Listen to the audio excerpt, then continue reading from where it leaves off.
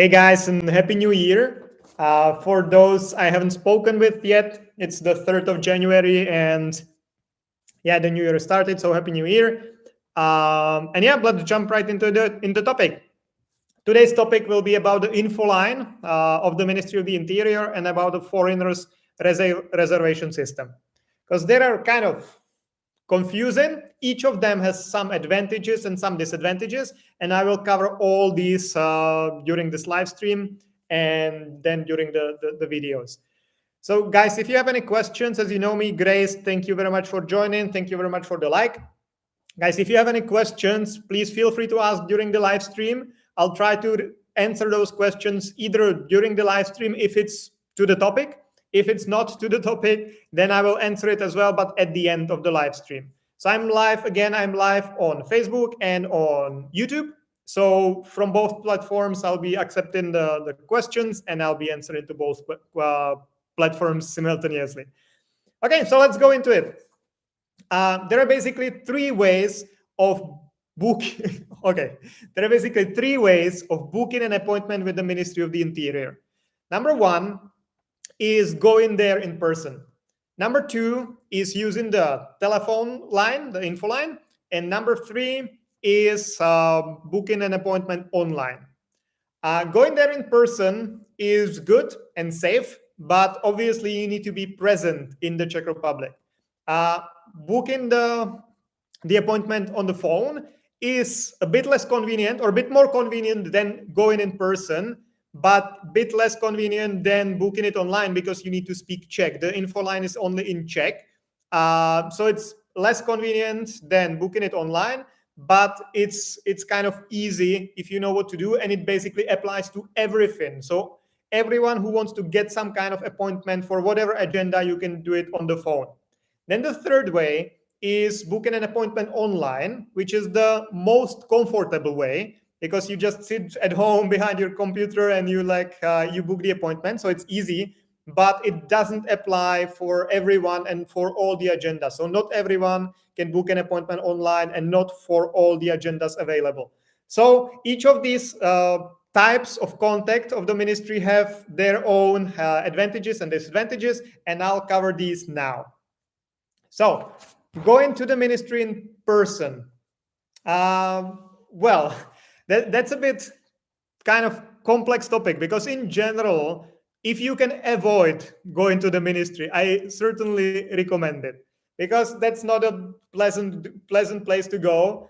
Sometimes, of course, there are some nice people at some of the branches, so sometimes it's actually a pleasant experience, but in some cases it's very unpleasant experience. You usually wait, first of all, at least in Prague, but in other cities where I've been to the ministries, all the branches are always like far away as they can go. So you need to travel there like 45 minutes just to get there. Then even if you have an appointment, you can still wait there for half an hour, 1 hour, even if you have an appointment for a specific time. If you don't have an appointment, you can spend like a couple hours waiting at the ministry. And then when you finally get to the counter, it can either go well or very badly, depending on the officer and their particular mood that day, how they slept and what they ate in the morning, how they feel. So if you can avoid going to the ministry, it's definitely recommended. And for many agendas, you actually can do it, because if you're, for example, extending your stay under the same purpose and the same type of residency, if you, for example, have an employee card and you want to extend it, you don't need to physically go to the ministry to submit your application. You can mail the application via post with all the documents and the call key and everything, and you don't have to go to the ministry. So you will save yourself a lot of time and a lot of nerves, a lot of stress. So there are many things you can do via mail. So if you don't have to go there, don't go there. But if you go there, you can book an appointment there as well. Often they book an appointment with you directly at the counter. For example, if you go for the biometrics, they book the appointment for picking up the card directly with you on the spot. Also, if you go, for example, submit your application, they can book an appointment for you, for example, for the bridging visa or for some other agenda. So if you're already there, or if you live close by, it's a safe way to go, because as long as you get there in their opening hours, usually serve you and you can get an appointment. So it's definitely a good way to go, but not the most convenient and definitely not the most pleasant experience. So the second option, how you can book whatever type of appointment with the Ministry of the Interior in the Czech Republic, is on the line. There used to be a couple different lines for different purposes. Now there is only one line, which is +02 974 801 801. And you just call this one number and you can do a couple things there. There are basically kind of three options you can choose. One is booking or canceling your appointment. Second is general questions. And third is questions about traveling and COVID and everything. So COVID, I've never called there. I have no experience with that. So I don't know what to say about that. The general line, basically what they tell you is that they don't guarantee any of the information provided. So it's kind of, if you call there with some very basic question, hey, I'm an EU citizen, do I need to do anything to be legal in the Czech Republic? They will answer for sure.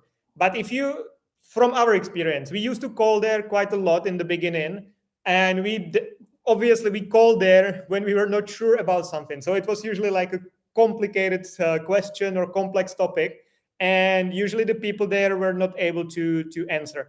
One of them, there are two. There was a guy and a lady, and the guy was knowledgeable and he really knew answers to most of the questions. He was really good. But if you got the lady, it was just a waste of time. So usually when she answered, we just, okay, I'll call later. And we just canceled the call because she was useless. Because she even told us things we knew that they were not true. So yeah. So this info line, okay, if you have some general questions, it might be okay. Or it can at least give you some idea or point you in some direction, but I would definitely bet my life on the information you get there. So we basically don't call there anymore. We better read the law and everything instead of just asking. But the most useful and most used option is the one for booking or canceling an appointment. So first thing you should know is that the info line only works in Czech. So if you don't speak Czech or if you don't have a Czech speaker with you, don't even try, because they will not speak with you in English. And they even say it in the beginning that this line is only operated in Czech. So hang up now if you don't speak Czech. That's thing number one. Number two is there's actually an improvement, because before, I don't know how long ago they changed it, but they changed it maybe a couple months ago. Before that, you could wait on the line for 15 minutes, 20 minutes every time you called, and you didn't know. They just were telling you, we are dealing with the clients who called before you. Please wait. And then usually it was really 15, 20 minutes. And what sometimes happened was that then the call just dropped and you had to try again. So you were waiting for 10 minutes on the phone, and then just toot, toot, toot, and you had to try again. And again, 15 minutes. So it was kind of challenging to book something or do something online on the line. But that has been changed, and actually the line works pretty well now. So if you need to do something on the line, that's kind of fine as long as you speak Czech. And so what you can do there, basically you can book any type of appointment there. So if you want to submit your first application, if you can submit it in the Czech Republic, you can book it there. If you want to submit your extension, if you would want to report some changes, if you want to book your biometrics, if you want to, I don't know, book anything else, you can do it on the line. They book appointments for basically everything. So that's very important, that on the line, you can basically do everything you need as long as you're eligible to apply for that in the Czech Republic at the Ministry of the Interior, because they don't check if you can apply. You need to know it yourself. For example, if you want to submit a long-term visa application, your first application, then you cannot do it in the Czech Republic at the Ministry of the Interior. You need to go through the embassy. But I guess on the line, they would book an appointment for you, because they're just booking appointments for whatever. But when you then go to the ministry, they might tell you, hey, you cannot submit the application there or here. you need to go through the embassy, and they would send you to hell. So you need to know what you have to do, and if you can do that. And if you can do that, then they can book it. So that's one thing. They can also cancel appointments. So if you booked some appointment for whatever, you want to cancel it, they can do it as well. But be careful, because, for example, biometrics appointment cannot be canceled. So once you book your biometric appointment, you cannot cancel it. And if you don't come, you have to write some explanation letter to the ministry, like a physical letter, send it via mail and explain why you didn't come. And then they should call you and book a new appointment for you. But it takes a long time, and it's unnecessary like hassle. So if you book an appointment for the biometrics, just go there. Okay, so what you cannot do there is that they cannot tell you any type of like information about your case. Because many people ask us, for example, when I did a video and live stream about that last week, I believe. But many of our clients ask us, or many people who apply themselves, and then it's been long process. They ask us, hey, can I call the ministry and ask the status of my application or find out what's going on? Or can I email them? No, nothing like that works in the Czech Republic. On one hand, emails, they kind of have also a general email address where you can ask your questions, and they kind of reply there pretty swiftly, so it's good. But I guess it's because of the GDPR, because they don't know if it's on the other side of the email or the phone, if it's you or someone else. They cannot tell you any personal details or any personal data. So if you ask about the status of your application, they should not tell you. Sometimes they might, if there is someone new, or if, I don't know, if you can talk nice with the people. But generally, they should not provide any information about any cases or anything like that. So that's something the info line cannot do. So don't even try. If you want to find out some information about your specific case and you're in the Czech Republic, you can go physically to the ministry and ask there. They should tell you there, because you will be there. You can show them your passport. They will know it's you, and they can give you information. But I did another video about it last week. So go to my YouTube or Facebook group and search for it there. And the line, as of now, it only works for Prague, Central Bohemia, Brno, Zlín, and Plzeň. So if you want to book an appointment for one of these cities or regions, then you can do it. If you want to book it for some other regions, it might not be available yet. But they're working on that. They're kind of getting better and adding more locations. Yeah, so that was the second option, how you can contact the ministry to book an appointment. And it was on the phone. And the third option is do it online through so-called FRS system, Foreigners Reservation System. That's an online system where you kind of create your own account, your own profile, and you will see everything about like your applications in a way that like you can book an appointment there for submitting the application. Then you can book their appointment for like getting the bridging visa or for other things. So this is very convenient, but very important thing is to set up the account correctly. Because in the beginning, if they ask you to fill in a couple of questions like number of your passport, your full name, all this. And if you make some mistake there, meaning that in the system of the ministry, there is something else than what you filled in, they might kind of block your account and you will not be able to use it. So you need to be very careful when you're setting up the account to make sure that everything is really filled in correctly and according to the records of the Ministry of the Interior. For example, if you changed your passport and you didn't report it to the ministry, which you should, but if you didn't do that, you need to create the account under the old passport, which is still in the system of the ministry, not under the new passport, because then the ministry will not be able to pair it and they will not activate the account for you. So that's one thing. And then three things you can do in the Foreigners Reservation System online. Number one is booking or canceling appointments. Number two is finding out the status of your application. And number three is registering yourself for the integration courses, which are mandatory from last year. So again, booking an appointment for most of the agendas. One important thing is that biometrics appointment can only be booked on the line. So it cannot be done in the online reservation system, but it can only be on the phone. Besides that, basically everything is available. Depends kind of on the location where you're at, because in some locations, some agendas were not available. It also changes in time, because during COVID, for example, some of the agendas were not available at all. So they were not available online either. And then maybe one important thing is also for you to know that there might be different availability for appointments on the line and in the online system. Because I don't know how it's possible, because they should be using the same reservation system, but sometimes we get earlier appointments on the line, sometimes we get earlier appointments online. So we usually try both. When you work with us and move to Prague, we usually set up accounts for our clients, the online accounts, whenever it's possible. And we first try to book it there because it's the most convenient. But if there is no available appointment in the time we need it, we call the ministry and we'll try to book it on the line. This is how we do it. And how it works, or who can book, who can create an account with the foreigners reservation system.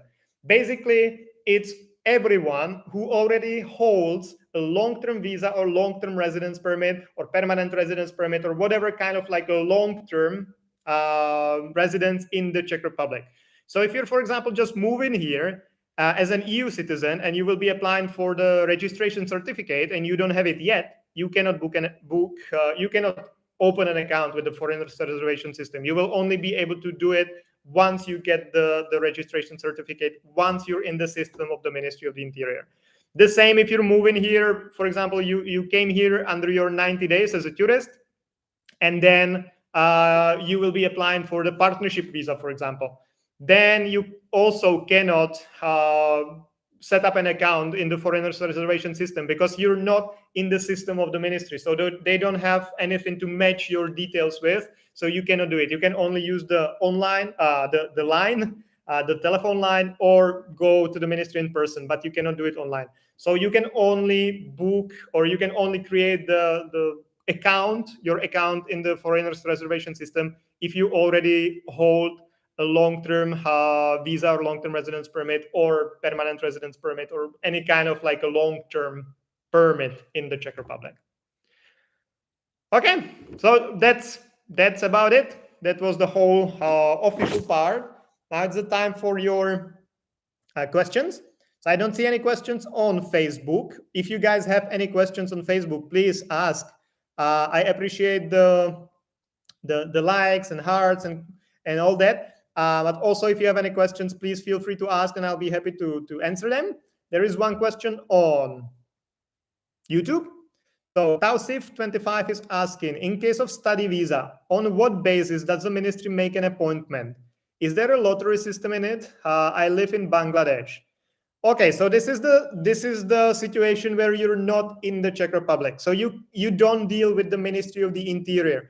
Even though the Ministry of the Interior will be making the decision about your case, because the embassy doesn't make any decisions. They only collect your documents and send it to the Czech Republic, to the Ministry of the Interior. So even though the Ministry of the Interior will be making the decision, you will not be dealing with them. You will not be booking an appointment with them. You will be booking an appointment with the Czech embassy in the country of your origin, or in the country which is responsible for the country of your origin. So if you're from Bangladesh, then the Czech embassy responsible for Bangladesh is the Czech embassy in New Delhi. And then you need to follow the rules given by the embassy. So how it works now at the Czech embassy is that I believe they book appointments every second Wednesday of a month. So tomorrow will be first Wednesday. So in 8 days, or no, it's Monday today. So day after tomorrow will be Wednesday, and 7 days from that, they will be booking appointments. And it works the way that they always announce the specific time. It's usually 2 o'clock Indian time, so 9:30 in the Czech Republic. And on that specific time, you need to send an email, including all the required attachments and only including the information the embassy wants. So, for example, in the subject line, yours, nothing else, not like a request for appointment or passport number, dot something, only the passport number. You need to follow these rules. And okay, Okwudiri Ani, you requested to join the live stream. I'll do it in a second. I'll just finish the answer for this question for Tausif, and then I'll try to invite you in. So you need to send this email on this specific date and specific time. So every second Wednesday, 2:00 Indian time. But the point is that there are only limited amount of spots. So it's like 80 or 60 or something like that spots every month for all the visa applications. So basically for student visa, there might be only like 40 or 50 spots available every month. And they usually fill in within the first 10 seconds. So if you send the email just like 1 second later, you might not get an appointment at all. So unfortunately, in some embassies, it works like this, and it's very complicated. And especially in India, Czech embassy in India, that's crazy. So it's very difficult to book an appointment. But hopefully this was helpful. But we always struggle to get appointment in India for our clients because it's crazy there. Unfortunately, it's very difficult. Okay, let's see. Please try again, Okwudiri Ani. Please try again to request to join the stream, or I don't know how it's called there, like raise your hand or something. Hi, Mary. Yeah, I will check it. I saw that you contacted me earlier today. So yeah, I'll get to it later today or tomorrow, the latest. Because it's the first day in the office after all the holidays and everything, so it's been crazy. So sorry for that, but I'll get back to you either later today or tomorrow. Okay, guys. So Okwudiri, if you are still watching and if you want to join the live stream, try to do, or maybe I'll send you an invitation, but it says that it cannot be done. So I don't know. So if you want to join the live stream, please tap whatever you can there, and I'll try to invite you here. Again, thanks, Mary. My pleasure. Yeah. So, guys, any questions? Any more questions? Because if not, I'll do my weird dance, and then I'll finish the stream as always. I always try to, because I've chosen for the last couple topics, I've chosen like kind of simple topics where I don't need to go too much in detail. And I was thinking to do like just 10-15 minutes of a video. And it's again like 23 minutes already. And I've been talking the whole time and like hopefully bring in some valuable information. So I don't know how it's possible and how I should make shorter videos, because it's like I just cannot make shorter videos. I don't know. Okay, so guys, if you don't have any more questions, thank you very much for joining. Happy New Year again. And I'll see you on Thursday again, because I always do live streams on Mondays and Thursdays at around like some late afternoon time. So 5:30, 6:30, 7:30, depending on the day and how busy I am. But I always find the time and do the live stream. So follow me, please, on YouTube or Facebook, or even Instagram or TikTok. I'm pretty good on TikTok. So if you join me there, you can get all this information like summed up in very short videos. So for those of you who don't want to watch 25 minutes of a YouTube video, my TikTok is probably the best way to go. Okay, guys, thank you very much. Lovely seeing you all. Happy to see that you're alive, that you survived the New Year's celebration. And see you on Thursday. Bye-bye, guys. And YouTube here.